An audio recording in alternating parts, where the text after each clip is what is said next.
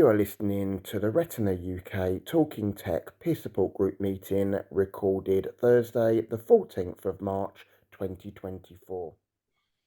Hello and good evening to everybody. Thank you very much for joining us for a next session of Retina UK's Talking Tech Peer Support Group.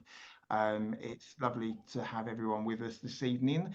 And tonight's session, we are going to get everybody's advice and guidance around photography and filming and how visually impaired people utilize digital camera software and hardware, and also the mobile phones that have got such excellent cameras, and filming capabilities. Majorities now are all in 4K, and they can do some amazing things. So it would be nice to know if anybody is interested in photography or filming, and they do like to use their mobile phones, whether it's for social media, Instagram, etc., or you do your own video blogging. It would just be nice to share how you use your phone, any assistive apps that you may use to assist with your filming, any AI features that you think work really well with filming, and also picture taking.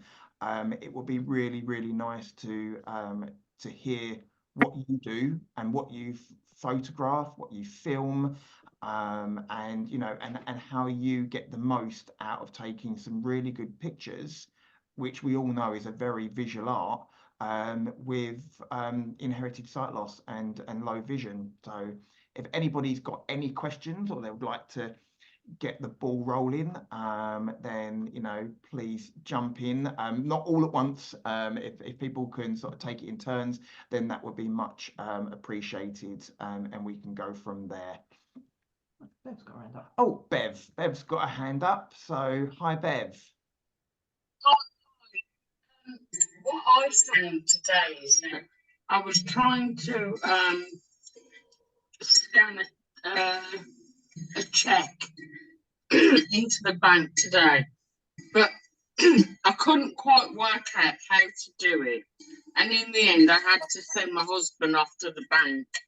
But I would really have liked someone to help me with it said to level, keep it flat. I did that with the phone, got it scanned one side, but then I had to turn it over and couldn't do it in the end. It just didn't work out for me. But in the past, I'll just tell you a little bit quickly. In the past, we have done extras in different independent filming, and I quite enjoyed that. And I would like to know if other people have had that kind of experience, especially with using these new phone technology and everything, how they cope with it. Thank you. No, thanks, Bev. In regards to your photographing of checks, that is not easy to do, even if you are sighted. It's very, very temperamental, and it all depends on what banking app you're actually using and how much light is in the room at the time that you're taking the photo, whether you've got the flash on, whether you've got the flash off. It's not that easy to do. I know that though these banking apps are getting better, and if you have voiceover on while you're using your camera, it might actually help you identify whereabouts the check is in relation to, because you've got to get it within four corners. So you've got to get it just right, and I can appreciate that is pretty difficult if you are visually impaired. So I might do a little bit of research on that one for you to see whether they are making scanning apps, like if you've got to scan a QR code or something, or a barcode, how easy they are making them for the visually impaired.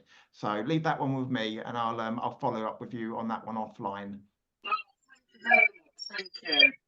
And in regards to, did you say filming like classes or courses or something like that? Oh, no, we've done. We've been in extras in different films. They're independent films. directors. I can't quite explain it, and I don't know how I got involved in it. But when I was at work and I was properly sighted, I got involved in doing film editing, and then we were in 2 different productions of doing being extras in the productions. Yeah. That was about 3 or 4 years ago. That was. I really enjoyed that, and I would like to do it again. Yeah. Okay, I can actually look into that. I think I might know someone that works for an agency that is an extra. So let me do a bit of research on that one. Come back to you on that one as well. Yeah. We've got Perm's got a hand up as well. Hi, Perm.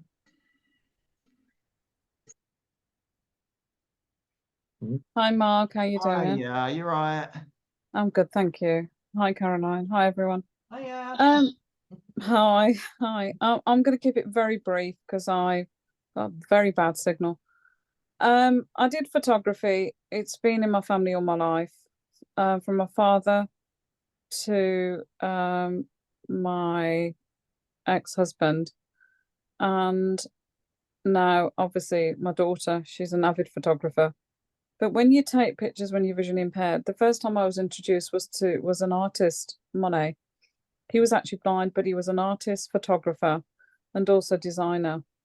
And he actually used to see the world through the lens of a cataract, and that's how his paintings were so obscure. He was using the light effects at different times of the day. Now, on the back of that, I actually did an exhibition online in COVID called Through Lens of a Lens, as my eyes on looking through an artificial lens, which is down to cataract surgery. And I actually use camera and function of using the light. Speaking to a professional photographer as well, and actually won a bursary on the back of it as well. The exhibition went live, and it was actually incorporating not only visual impairment, but how we actually see the world through feel and touch. There are some very, very famous blind photographers that are very creative, who I do know. And also Steve, who actually does our local group, he actually takes the pictures and submits them to you, and he's VI himself. And his pictures are immaculate. It's the lens that you use, the light, and also the time of day and the time of year makes a huge difference. And it's utilizing your eccentric vision as to how you would actually direct the camera. That's really, really interesting. Really interesting. Is anybody else, interested in being able to take as photography as a hobby, or a profession, or even just learn how to take good snaps? Before my vision started to deteriorate, I used to love making my own movies, anything that I used to do during my fundraising days, the trekking, everything. I always had my phone strapped to my chest, and I was filming while I was walking, and then I'd come home with hours and hours of footage, and then I'll put them together as a bit of a montage. And then I would upload them all to YouTube just to let people know this is where we've been. This is, some of the scenery that I've been able to capture, and at that time see myself, but then bring it home so everybody else could see this is where we were, this is where we were walking, from snowy capped mountains to volcanic wastelands. We've seen some really interesting landscapes. And again, you mentioned lighting. Each day was at a different time. You got different lighting effects, different colors. And my mum and dad have still got a painting, that canvas print that I took as a photograph on their wall, of the Sahara Desert, in sunset, and there's all sorts of different colors in there. And and I'm not a photographer. I was just using a standard 6 million megapixel camera that happened to be an underwater one because of the dust and everything. And it took a fantastic picture. So you don't even need high quality equipment to take good photographs. It's just sometimes I feel being in the right place at the right time. So I just wondered if anyone else has got any thoughts or any experiences of taking good photographs, or any questions that you would like to know that I might even be able to answer, or anyone else in the room might like to answer. Have we got any? Ian's got his hand up. Hi, Ian. You've got your hand up. Hi, Ian. Yeah, hi there. Yeah, I wasn't sure whether I was going to have any photo related thoughts, but because I mean, obviously I do use my phone camera, but I actually had a sort of camera related um thing this month with since it was my mum's 80th birthday, and I was thinking around of what I could potentially give her, and I realized that we had a family photo that had been taken a month or so ago, not by me, but I had a copy of it, but it didn't have everyone in the kind of the extended family in it. So I have used Photoshop in the past in my job and things. So I used Photoshop to comp in extra people, including my children and my dad, into the family photo, and used it to make a big not printing on canvas. It was printed on a big fleecy blanket about 2 meters across, which I Wow. thought would make them laugh. But then as I wrapped it up, and then as the immediately before they handing over, I suddenly started to panic because I realized that I wasn't 100% sure that the photo was of my son, because I'm not really sure what what he looks like. And I'd taken this photo at New Year's, and I suddenly realized that there was a family friend who was of similar age and height that it might be. So, because I can see well enough to cut someone out in Photoshop, but I can't see their face quite well enough to be sure of recognizing them. So fortunately, when it was unwrapped, they didn't all go, "Who the hell's that?" Photo bomber. It was all right. Yes. It was going to be like a really like a sort of Where's Wally? Who the hell is that? But yeah, so I have to take a little bit more care with my photo work in future. Maybe ask someone else to check it before I commit it to print. A little story there for you.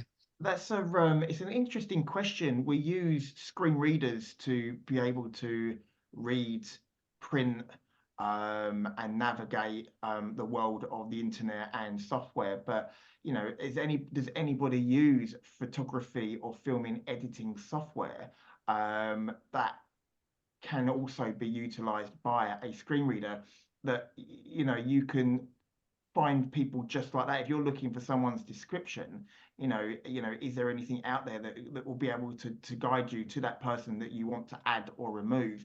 See, when we put our filming software to the recordings together, I use a very old system and software called Nero.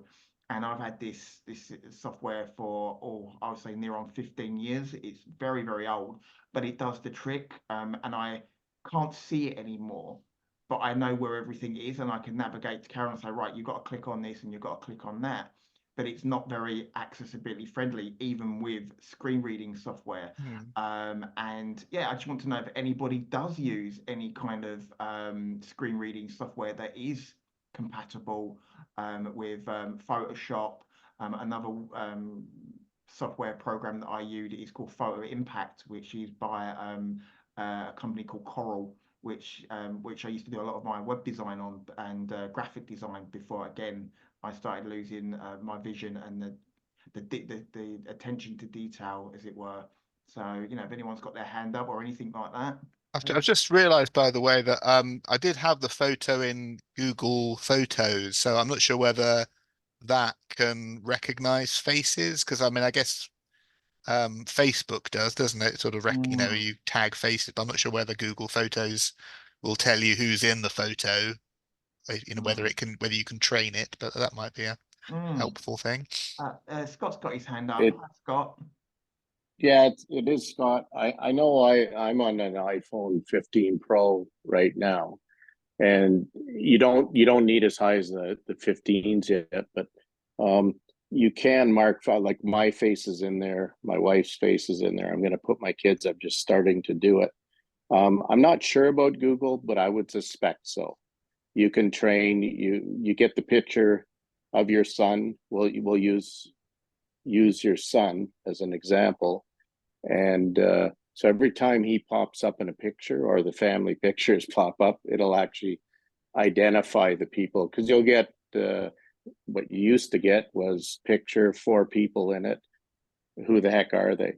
So the technology is getting to the point where you can keep a catalog of faces, and some people will have a problem with the privacy and afraid of that situation. I'm not right now. If people want to know who I am, they have to be into my secure areas anyway. But so there are a lot of new features in Google, and I'm an iPhone user, but I'm sure Samsung and Androids are either right there ahead, a little behind on identification on the photos. And like I said, with the new AI now, it's incredible. So I've just taken a three session course on photography, and I have no sight, by the way. I'm completely blind. Like Mark, I'm identifying travels. Just came back from Portugal, and my wife and I, sometimes she takes the photos, sometimes I do. I was in Manila years ago in the posting with my wife, and I did a sunset, but I put it on a time lapse and just let it sit, and it looked through the bars of the railings on the balcony, and people would say, "Oh God, who took those photos?" Because it was the sun, and well, it was only a short clip, but the sun moved through the sky and dropped behind 2 buildings, and it was kind of neat. So I was told, and that's in 2015-16. So the cameras now are unbelievable. You can even zoom with them now, although I've been told now that that's the eye being cheated. For those of you that can see, these cameras don't actually have zoom lenses. It's a trick inside. You can buy zoom lenses that you hang off your iPhone or Samsung phone if you wish. I do not have that. So. No, that's brilliant. You mentioned you've got the iPhone 15 Pro. Well, we mentioned in the last episode that the new Samsung Galaxy S24 was soon to be revealed. Well, Caroline and I went out and I got the Ultra, and Caroline got the one down. And I mentioned about Bixby Vision, and there were certain AI features that Bixby has improved for accessibility purposes, and it actually had a very good camera for color recognition, and it works via voice as well. And I just did it out of curiosity. I just held the phone in front of a couple of dog bowls that we've got. One's pink and one's kind of like a turquoisey color. And I just held the phone up and I just said to Bixby, I said, "Hey Bixby, what color is this?" And straight away she went into the camera. I had to go through a couple of security settings, and it basically just said one's cyan and one's magenta. So it didn't even just go pink and then bluish red. It actually come out with specific colors, and I was actually really impressed with that. And another feature that I just tried, just out of curiosity, and I just went to my phone. I said, "Hey B, take photo," and it just went, and it just done a really tick tick tick tick tick tick, and then it went and it just took a photograph. And then I thought, I wonder if that works for taking video. And I just said, "Take video," and it just the video noise come up. So you don't even have to put things on time lapse now. You just put your phone where you want it, and you just ask Bixby to take a photograph, and it took it. I've just asked I've just asked Siri to do exactly the same thing to see whether she works, and it just opens camera up. So I don't know whether the later iPhones have got more of an AI capability to be able to take photographs from a distance just by using, voice controls. So if anybody is wants to try that out and let me know whether it works, then please feel free to do so. But no, I was very impressed with Bixby. Mark, the iPhones do. It's touchy on the Siri, take a photo or take a video, The gentleman who gave the course, who was fully sighted, said that it'll do it, and but he didn't recommend doing it because, for I can't remember the reason, but he says it's on the iPhones anyway. But he said it's better to open up your phone and take a picture a normal way. And I assume Bixby, the Samsungs, and Bixby is Samsung, right? Yes, it is. Yeah, it's kind of like, yeah, and Android is TalkBack, I think. So there's the voice control is getting that much better too. You can do pretty much everything. So I won't tell people on the iPhones not to try it. They should try it. But there's, using your once you've opened up your camera on the iPhone, you can use the normal take picture. You can use the volume keys, either the up or the down key, to take a picture. So there's several different ways to take pictures. And I would recommend on the iPhone, and again, I'm not an Android or Samsung, I would assume they have the high def photos. And the reason I say that is everyone's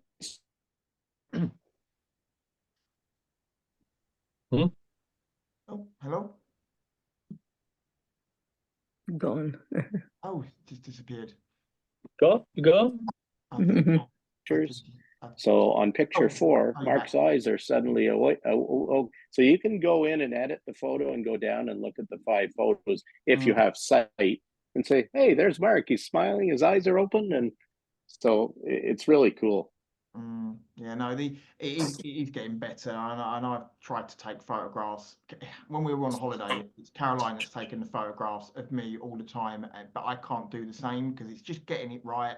I'll have to take, or just keep my finger depressed and take 50 photographs and just hope one of those out of the 50 is a good photograph. But then you're trawling through 50 of exactly the same photograph until you actually come to a good one, or you do the ask a stranger that comes along and say, would you mind taking a photograph of both of us?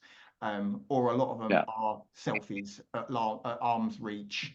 That's what we tend to do. But yeah, if anyone's got any other tips and hints about sort of taking photographs, when you're out and about, then yeah, please share.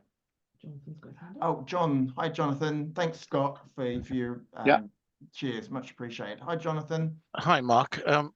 That Bixby sounds very interesting. I've never used a Samsung, and only sort of had a light touch of the Android of any sort. But with the iPhone, when you've got voiceover on, if you're taking a photograph, especially if you've got somebody in it, it's really good because it'll tell you one face centered or near top left edge or wherever it might be. It doesn't do so well on all the scenery, or I haven't done a lot of photography with it. But when you've got a face in it, and it will tell you whether it's level or not. It'll say tilt right, tilt left. So and it'll then say level when it is level. So not sure what you get on the Android with that. But yeah, I really miss photography because I used to be an avid photographer when I had some vision, and when I went traveling through South and Central America and Antarctica, I had enough tiny little bit of vision left so I could do the photography. But after that, I lost it, couldn't see the back of any camera lens, or camera screen, no matter how big it was. So yeah, I'd love to find some more options for photography, but I guess part of the problem is not being able to see the photos afterwards. So it kind of takes away a bit of the pleasure. Yeah. Can I comment on that, Mark? Yeah, go for it, Scott. Yeah. So as I said, I don't have any sight at all. But with the new Be My AI, I haven't seen in 20 years. So I have seen in my life, so I know colors and birds, and like the scenery and stuff. I can take a picture, whether it's of the Thames River here or out in the countryside, and go to Be My Eyes, which now has the Be My AI in. There you go. Yeah. And it describes the whole photo. It'll say the picture contains a young woman smiling, telling us that she's happy. in the background there, she's standing under an oak tree. There seems to be a squirrel on the ground. And you can then go, it really deep, gives a heck of a detail. And if it's something you say, oh God, I wanted to know if well, I'm from Canada, so if it's in the fall, oh, what color are the leaves? Oh, the leaves are orangey red.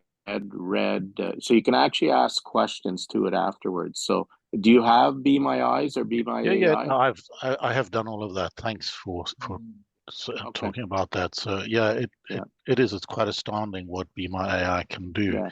and how you can ask it questions. So it is, I guess, having had vision, albeit quite some time ago.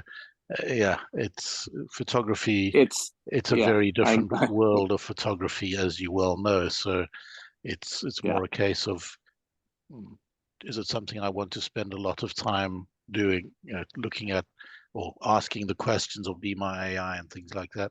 Depends. Yeah. So, I mean, I'm a gardener, so I use it also for identifying plants. And I mean, my iPhone, I don't even have to go into Be My AI to do that. The iPhone, back when I was using my 10R, was identifying, I think, the plants. And now it's even better. It just, I can point and shoot at a plant, and it'll identify it and give you other choices too, but it's not going to do you and I any good. But if someone's around, is that one of the plants? And then my wife will say, yeah, it's that one. And it'll tell you it's a camellia tree, or, well, so identifies monuments. Yeah. Go ahead. Sorry. It is amazing what we can do with the tech. I totally agree. The ability to identify places and plants and all sorts of things is astounding. So brilliant. And the good thing, guys, is it's just going to get better. As AI evolves, it's just going to get more and more. We're all blown away by Be My AI. In 2 or 3 years' time, what is that going to evolve into? And how we will be able to utilize the visual and the photography and the filming parts of our phone. Things will be, there's wearables out there where you can just say, take a photograph on wearables. They're going to be as small as glasses, where you won't even have to point and shoot and take your phone out to take a photograph. It will all be there, in front of you, and you're wearing it. So and there's probably technology out there now. I know the Apple Vision Pro will have that capability as well, and I think even the Google Glass kind of had a point and shoot function from its camera, where you could just say, hey G, take a photograph or start filming. And again, I remember Scott, you said that there were a lot of security implications around, people just walking around with a pair of glasses on, where they could be filming anything or taking pictures of everything. So it always has to come with a pinch of salt with the AI and the photography features that we use as VI people. Yeah.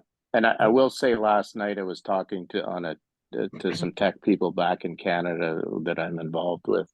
And I'm not in Vision glasses. I find them very pricey. But they even now, when you're wearing them, you can look at foreign text, and it'll translate while you're. I don't know if they take a picture first and it translates right away. So if you're looking at a menu and it's in Portuguese or whatever, it's translating it that quick back to the person. So I'm going to just download the Envision app and see if it works there. There's all kinds of translation apps, and the woman that was on earlier looking for the scanners for checks and stuff. The only thing I will say is that AI and seeing AI, they're not safe. There's a possibility of other people seeing your personal information. So you should use your banking scanner. Yeah, no, thanks for that, Scott. Rama's got a question in the. She said, "What is monocular?" Oh, does anyone use monocular? And I just wanted to sort of emphasize on that. Is Monocular an app, or is that a piece of technology? Is it, because we've just quickly done a Google search of what one of them is, and it's kind of like half a binocular. But do you use that Yeah. for filming or taking photographs?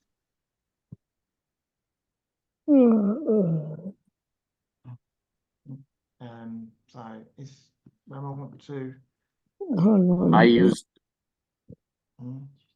She's also just, is there an app to identify? Oh, there is. Yeah. Sorry. Sorry, Scott. Was you going to say something? Sorry.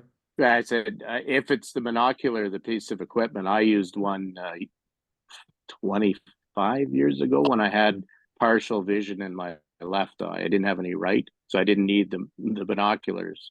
And it was just a little 4-inch telescope, basically, so I could read street signs and signs, very narrow field because it is like a little telescope, really. So I'm not sure about cameras, and you know, that might be what they're asking about. If it's kind of the latest technology in terms of, you know, what is out there monocular wise, I can do a little bit of research for you and kind of see which ones are out there, kind of the base price, budget models, that type of thing, and what their capabilities of doing.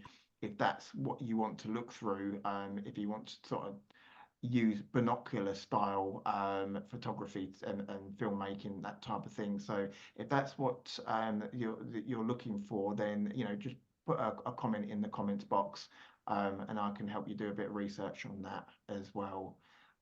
But we've just had another question. Rama's just replied, it's a piece of equipment. I've heard it gives very good pictures. Right. Yeah. It's a piece of equipment that gives very, very good picture. I know what they kind of look like from, like what Scott said. They've been around for a long time, and you kind of hold them like, in under one eye. So yeah, I can do a little bit of research for you, Rama, and find out exactly what's available now, and I'll put that in the follow-up email as well, and where you can buy as well.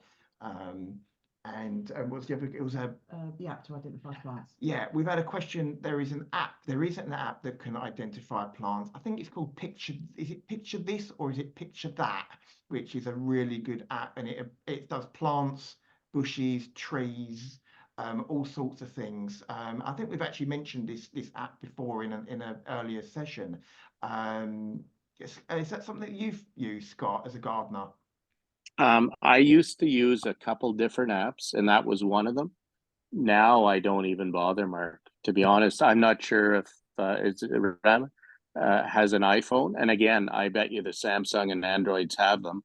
I just take a picture now. And at the bottom, after I take my picture, I go into the photo gallery, and it'll be the last picture, and open it up. And down at the bottom in the middle, if you're using VoiceOver anyway, there's an info. It says info.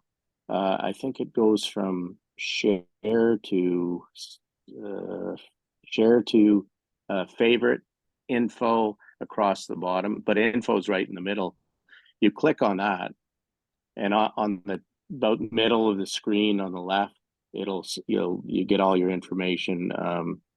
You can add a text or a caption, and underneath that it'll say identify plant. Doesn't matter whether it's tree, bush, whatever, and you click on that, and it opens it up with all the information underneath, and we'll say, oh, that's a I'm going to use you again, Mark. That's a beautiful Mark pink rose, Marcus pincus. Sorry, my flower terms are terrible. And it says grows lovely in England and only in England. And you can click on that. Again, it'll give you other pictures of different plants below that it might be similar to. You can click on that and it'll open up a whole section. It might go to Wikipedia. It might go, and you can go and search how to grow it, all that stuff. Yeah, no, I honestly, I haven't even got to utilize the camera functions on the S24 yet. I just need to get out there, and I think this is the best way if you've got a new phone, is to just go out and explore with it, and see what it can do. And if anybody is interested in learning more about how to utilize their phones on their cameras, and you want a support finding like a camera club or something like that, you know, or any forums that may be across social media, then, you know, just let us know and we will be able to put that into the follow-up, you know, whereabouts are you, and then we can find you if there are any camera clubs or, you know, anything that your local sensory charity or organization does. Maybe they might have a camera club or a tech club or something like that that we can put you in touch with, and then you can try and sort of find out these features, you know. So you, like you say, Scott, you don't need apps anymore when the phone actually does everything itself. Yeah, But yeah, it breeds a dog's mark everything pretty much. It's given us back at least a way to identify. And like I said, I'm a gardener, so you know, I have stuff growing in my herbs, and I sort of pull a herb away and take a picture, and you know, what we consider a weed is not always a weed, so it identifies what it is, and I like to use things to eat. So is it edible? And oh yeah, you could cook with this. And so it really, you know, and if you're unsure, never eat it, of course, but it, it's just fantastic what it's doing. Yeah, no, it's fantastic stuff. So yeah, yeah, if you've got, ask that question, was it Rama again? Or? Yeah, Rama, if you could just let us know what phone you use, then I can also find you, if it's an older phone, I can also find you some apps. I think it's like Picture This, which is a really good app for identifying plants, how tall they grow, you know, how big they grow, what kind of, you know, area they need to grow in, you know, whether you can grow it near a house or you know, a fence or something like that. It's really clever. So I'll find that app and any other similar apps. And Scott, if you've got any other similar apps that you'd like to share, you know, just drop me an email and we'll add them to the follow-up email as well. I'll give you my old ones, but like I would find out from Rama, just so she doesn't download, because some of them are paid apps, some of them were free, but then if you wanted more information, you had to subscribe and whatnot. But finding out about the phone and what phone it is. Yeah, it could get expensive. No, we'll make sure that anything that we Okay, so yeah, Rama, sorry, I just heard the voiceover. Rama's got the latest phone, so she should be okay. With regards to just using the Apple. I think she said Apple, but whatever phone it is, I would suggest it has identifiers on it. Do you need to switch them on, Scott? You know, or are they kind of just literally on by default? No, they're just on, Mark. I just take the picture, and it goes into my photo library, and you know, if I want to know right away, I go to the Photos app and open up the last photo. And now what it's doing, actually, if I'm going through the little photos, because I can't see them, it actually will say sometimes identify plant, or text is available, or something, you know, something like that. So no, you just click on the photo, open it up in your Photos app, and then go down, and it'll, I think, like I said, far right would be share, so you can go and share it to Be My Eyes or Seeing AI, and it'll open it up and describe that flower, you know, the pink Marcus, and how, you know, how many petals it is, if you ask it that, and do you have a yellow center and all that. So, but if you go to the middle bottom, the information one, that's where it'll identify it, and you can click on it to go to Safari or whatever, Bixby, or you know, whatever web provider you're using, not web provider, whatever Safari is called. Sorry, I'm losing my words. No, yeah. Internet browser. Yeah. Thank you. No, yeah, and a lot of them now you can, and it will actually tell you where you can buy these flowers and stuff like that, you know. So yeah, so yeah. Anyway, anyone that's got, you know, a latest iPhone or a late Samsung, you know, give it a whirl. I'm interested and curious to know, you know, whether Samsung has got an equivalent. I might actually go out and start taking some photographs of flowers and see where I it's would the same thing. I would be surprised if it didn't, Mark. Mm. Very, very surprised. Yeah, what with Galaxy AI now, I'm curious to know what kind of what features that can unlock for us. So thanks very much, Scott. I hope that answered your question, Rama. So yeah, well, excellent. Have we got anything else? No, not at the moment. No. It's 10 to 8. Oh, it's 10 to 8. So has anyone else got kind of any photo related sort of stories or any advice that anyone wants to share? Like I say, I used to love making my own little stop motion videos and stuff like that, and I might try and get back into it to see if I can still do them as well as I used to. I might need Caroline to help me with the finer bits and pieces, but it is something that I actually miss. But yeah, if anyone does want to start a kind of a picture club, or find out in their local area if they've got a photo club or a filming club, then let me know and I'll help you do some research for you. If you want to drop me an email on the back end of the follow-up, or just drop me a text message, then please feel free to do so, and I'd be more than happy to support. So has anyone got any final questions before I wrap up with a bit of Retina UK news? Terry. It's Terry. Hi, Can I just ask a quick question? For some of the, when you've sent out the email, if you've missed a meeting and it says you can just watch it on YouTube, do you just type in Retina UK into the search bar on YouTube? Yes, and there's also, I think there is a link on our website which will take you to a YouTube channel with all the local peer group recordings on. I know that they're not always in the right order. It was something that I started to do on our old website, where I was actually linking each recording to each peer group. So you just jumped onto our website and they'd be all there. But if you typed in Retina UK Talking Tech, it should bring up all the Talking Tech peer group recordings we've done. I know I've got the Google, one of the Google assistants that have got the display on it, where I can get to YouTube, and I just say to it, open Talking Tech peer group by Retina UK Talking Tech, and it will open up the latest one.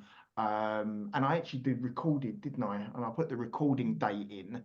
So if you've got the date there of when we did the recording, so it will be the 14th of March, you should be able to find this one. But if you do get any trouble and you just say, oh, I really want to know the one that you did back in September, and you just cannot find it, let me know and I'll drop it to you in an email. And that's, for anybody that wants any of our recordings, but they will be available as a podcast as well as soon as I start putting them all together, and they'll be like episode 1, 2, 3, 4, 5. I think this will be episode 7, I think. So excellent. Okay, thank you. Hey, no worries, Terry. John's got his hand up. Hi, John. John, you got your hand up? Hello, Mark. Can you hear me all right? Yeah, good. Thank you. Can you hear me, Mark? Yeah, good. All good. Sorry, can I ask a totally different question to you? Something you'll probably be able to answer for me. Yeah, go on in. Okay. Basically, I use Android. I've got an Android tablet I'm talking to you on now, which is good. Very, so not a problem. Now, I've got a dark theme on that, so that obviously I can read emails, etc. It's fine. Yeah. But I have an Android older phone. What can you suggest an app where I can change it, because it doesn't have an option to change the dark theme? Oh, I'm trying to think when they introduced the dark mode. That must be the Galaxy. Would it not be the negative colours instead? Yeah, well, my tab's fine, which is what I'm talking to you on now. But the phone isn't a Samsung. It's actually an LG, but that doesn't matter. But it's an older phone, and obviously I need to change the theme if I can. Yeah. So if it's an older phone, it should still have. It won't be dark mode or dark theme. It will just be called negative mode. But what that will do is it will actually change everything. So your text will be from black to white, and your background will be white to black. So you'll be able to see it. But then it'll also change everything, you know, any colors will be reversed. If you go into an app that hasn't really got a very good reversible or Yeah. opposite color, then you'll get it. So, you know, royal blue or sky blue turns into a horrible orange. Yeah, And yeah. I had that with a lot of my phones in the earlier days, where Yeah. everything gets changed. You know, Apple, I think, revolutionized it when they brought out the smart. Was it called smart? Smart invert, where it would actually invert everything that you wanted it to invert, but then it kept your videos and your photos the right color. You know, Right. otherwise everything. But if it's an old phone that you just use for emails and text messages and stuff like that, Yeah. then negative mode will suffice. And most phones will have an option where you can just press 2 buttons and it will flip the screen backwards and forwards, you know, but it all depends on the age. Yeah. But Well, the phone hasn't, but the tablet's good because under accessibility, I've put the shortcut at the bottom. So obviously different apps, like you say, don't all support it. So all I do is just tap the accessibility shortcut, and of course it changes it to the opposite color. What I've noticed with Bixby, and also Siri does it as well, if you use a lot of the voice controls, you can just actually say, hey Bixby, turn on invert colors, or turn off invert colors, or negative mode. See, I'm not convinced that. Yeah, I'm not convinced that the phone will do that because of the age of it now. But like you say, it's really. I just talk to people on it, or just maybe check the emails. Although I use a tablet for that. So let us know what model it is, and I'll do a bit of research for you and drop you if I can find how you can turn negative mode on. If it has got an accessibility setting, it would know, and inside that would be vision enhancements. Then it'll be no doubt in there. But I do know. No, I have looked, and it's not. There is an accessibility section, but there's not anything about dark mode. I mean, you might have the color inversion thing, but it's certainly not a dark mode. Yeah, no, it'd be color inversion. Yeah, you might have. Yeah, negative. Sorry, Mark. Or color inversion. Yeah, that's what it will be. You might also have to go into your display, your setting and display. It might be hanging around there. I remember one of my old phones, I had to go into the display and reverse or negative field it and to get the black, because I was the same. I couldn't stand the white background. I couldn't read it, so too much bright. So it might be in your display. Same, my tablet's okay. It's just the phone, but I didn't know whether there was an easy fix and there was an app that would change, you know, like you say, to the obviously the other color, the other opposite way round. But obviously not by the sound of it. Did you say you're on an iPhone? No. It's an Android. Oh, it's an Android. It's an LG actually. Yeah, it's an LG. Yeah, the newer models of Android, they changed it from negative mode to dark mode, but it will still, the older phones will still be called negative mode or color inversion, and they do exactly the same thing. But what it will do is it will just change everything. It'll just flip everything back to front, you know. But if, like you say, if you're only using it for text messaging and using your emails, then that will be I got away with using negative colors for years on the earlier Samsungs, even the Google Nexus, and even the HTC One only had negative mode. So, and that's going back, what, God knows how many years. So yeah, of course these days. More help, let me know what the model is, and I'll help you find it. Do you want to know now, Mark, or not? Yeah, if you want to. Okay, it's an LG Bello, BELLO, LG Bello. All right, I'll look into that for you over the weekend. Okay, and I'll drop you that'd be an email lovely. Back. No worries. That's lovely. For you. Thank you. Thank you, Mark. Thanks very much. Ram has just asked, how do you turn off voiceover? On the iPhone, just say to Siri, turn off voiceover. If you've got Siri to recognize your voice, you can just say, hey Siri, turn off voiceover, and it will turn it off for you. I found that out the other day just by experimenting with things that Siri can do and turn off or enable just by voice commands, and I was actually very surprised. Even things like color inversion, you can say, hey Siri, invert screen, and she will do it.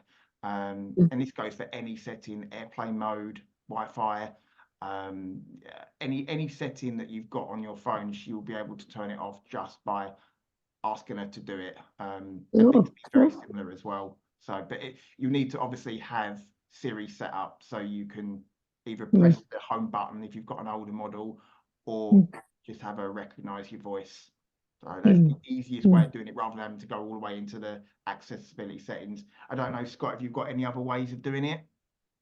I do. I actually triple tap the power button Right. because sometimes I'll be talking and whatnot, and or my wife will come in and said, "Can I borrow your phone?" And I'll just triple tap. But that has to, I'll send you how to set it up. It's basically settings, accessibilities. Then you have to go all the way down. I don't think I missed it to shortcuts, I believe. And the very last one is double tap and triple tap. You can add it as a shortcut, and I added the voiceover to it as a triple tap. But I'll send you the how to do it. Yeah. Unless you want to do it right now, but no, yeah, because there are certain features I've noticed. You mentioned the triple tap. I use the double tap to enable speak content. And at the moment, ever since downloading 17.4, it doesn't work. It does not. Welcome to my. I'm sure you've probably experienced that, but I do now say, hey Siri. I'm not going to say it because it would activate it, but speak. And I actually ask her to speak it, but then trying to get her to turn it off, then I have to go back out into the home screen and do the 2-finger swipe down. So there are workarounds, and I did let the accessibility team know that they are making my life miserable by fixing something and then breaking something else. So, and they could. Well, they broke a lot. So, so I take it, Mark, that Hey Caroline doesn't work. She's got the artificial intelligence to ignore me. Right. She's the most my hey Lisa, AI. my hey Lisa doesn't work either. No, when I say hey Kaz, it's when you say hey Caroline, that's when she knows that I'm in business. And then that's back to my old ringing of the bell. That didn't work either, but Caroline comes with the advanced feature of back chat. It's not talk over, it's back chat. So. Perhaps we should leave this conversation, should we? yeah. I know she's burning. She's staring at me. She's probably burning holes in the side of my head with the stare. I'm just going to quickly wrap up with a few things that are coming up in regards to peer group activities that people that are joining us this evening might be interested in. So if you are around the London area and you want to join us on Saturday for a museum visit, we're going to be at the Horniman Museum in Forest Hill, and it's from 10:15 at Forest Hill train station, or meet at the museum for 10:45, and we're going to meet up, have a coffee, and then we're going to wander around this amazing museum that's over 100 years old. They've got all sorts of monuments and sensory gardens, things that we can play around with, get hands-on with. They've got a butterfly house and also an aquarium there as well. So full details of that one are on our website, and how to register and how to get there and details, etc. And then next Saturday, we for anyone that's up in the northeast area of Newcastle, Tyne and Weir, we're going to be at the Bridge Hotel on Saturday the 23rd for an all-day event. Well, it starts at 1 o'clock and finishes at 7. And we've got science speakers. I'm going to be attending and speaking about Retina UK and my sight loss journey. So if anyone lives around the Newcastle area and can get there, that will be great to have you come along. There's going to be food, there's going to be a party atmosphere, there's going to be karaoke, games, raffle. Colin Hetherington, who organises it through our collaborative peer group Northern Alliance, is putting that one all together. So come and join us for that one. Sorry, Mark. Yep. Are you there? Yep. Sorry, my cat's just turned up. Oh, right, okay. If it's any help to you, yeah. You say you're talking going to museums, like a lot of people, I expect, along with a lot of other stuff.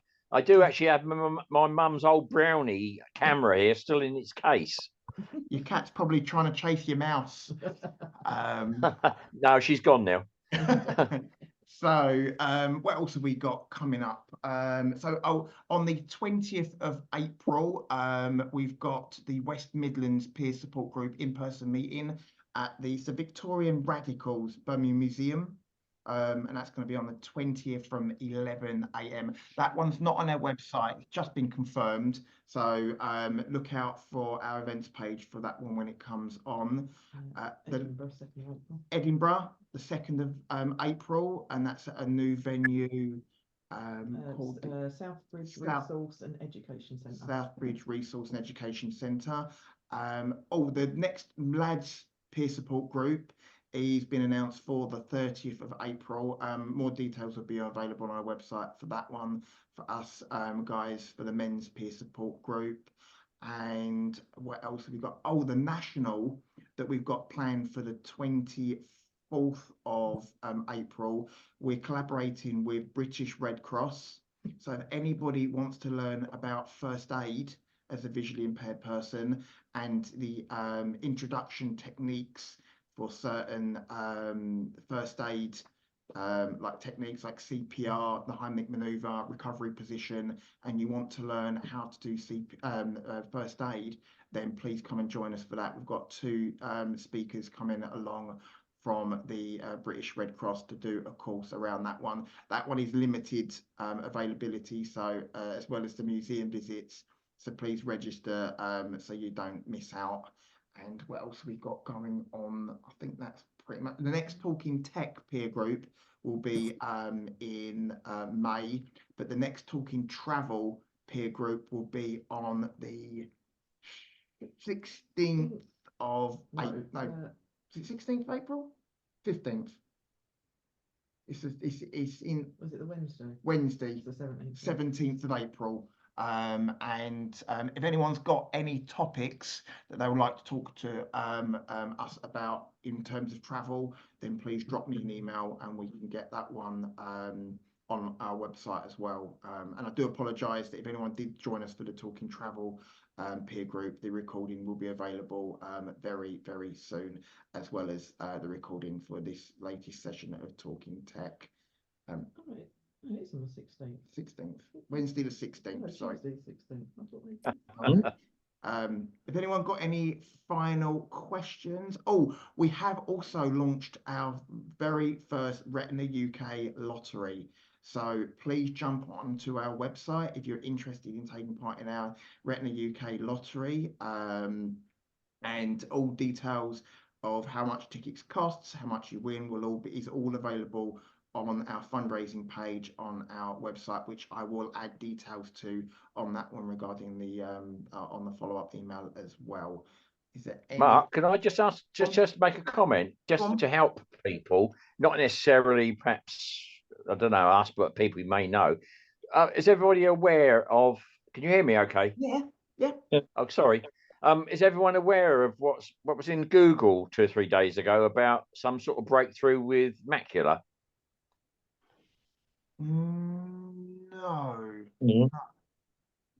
No. Yeah? I haven't seen anything. Yeah. Well, I haven't got macula, but yeah. It was just it happened in the States, but it said there's now treatment available in the UK. Right. Okay. Yeah. Well, Kate Arkle, our research manager, if there's any new research breakthroughs, she's usually first to find it, especially anything that comes through from Google. We always kind of go to the source, look at it, and if it's anything that can benefit our community, then we will share it out. We tend to do that through our Look Forward magazine, which should be landing on doorsteps this week. If anyone does receive the Look Forward magazine electronically, that will be coming out to you tomorrow. So please have a listen or a read through that if you can.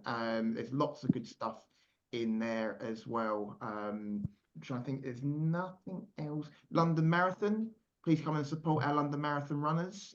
if you live in the London area, we're going to be uptown supporting our runners and spreading some awareness for the charity. So if there's any support that you can offer if you live in the London area, then please come along. And what else? Trying to remember everything that's going. We've got so much going on, but yeah, anything else that I've forgotten, then please do jump onto our website. If anyone got any final questions or advice they want to share before we depart for something to eat, and I'll allow you to enjoy the rest of your evenings. No, I think we're there. All good. Well, thank you very, very much, everyone, for sharing your photography advice and apps and experiences, stories. It's been absolutely brilliant. I've learned a bit as well regarding photography, and I think I will get behind the lens of my own camera and take a few more photographs.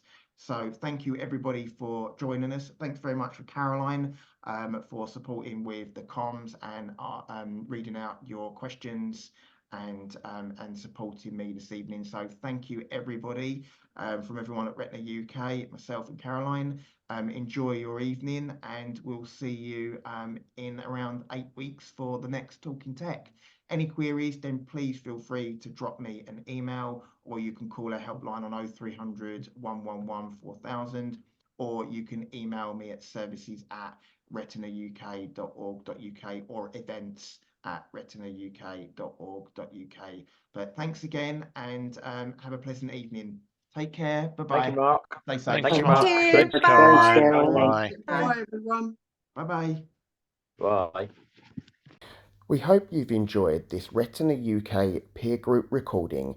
If you have any questions or queries regarding its content, or you would like to leave us some feedback, then please do get in touch. You can contact us via our helpline on 0300 111 4000, call the office team on 01280 821 334, or alternatively, you can contact us via email at services@retinauk.org.uk. If you are interested in creating your own peer support group and assisting Retina UK to grow our peer support group network and join our amazing team of volunteers, then please do get in touch by contacting us at info@retinauk.org.uk and speak to a member of staff to see how you can get involved. Thanks again for listening, and please stay tuned for more peer support group recordings coming throughout this year. Take care and all the best. Bye for now.